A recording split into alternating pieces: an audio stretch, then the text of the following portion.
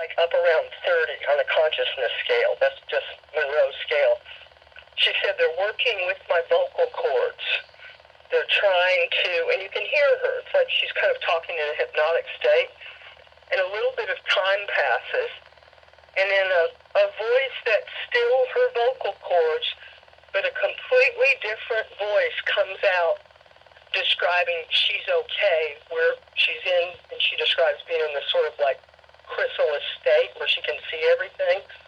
These guides use her vocal cords, and I get choked up even telling you this. Bob Monroe is on the outside of that soundproof booth. This is what he'd worked at for 30 years. And this being is speaking to him, and in a voice that's hard not for him to choke up with emotion, he said, "We are so pleased to meet you." This was his life work culminating in this one session with these high guides. Wow, that sounds very intense. And I think you are in the ballpark for that kind of stuff. I'm not saying you're going to be a channel.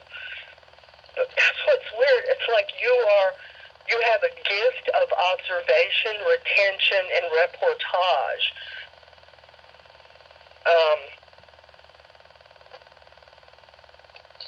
I can't wait to see how you work with it, or it works through you. I really appreciate that. I appreciate what you're saying. I do.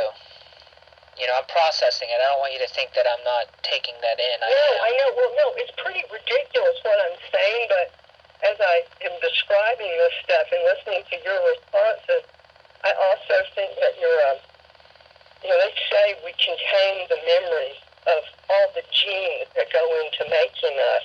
I think there's a certain something that runs in your family,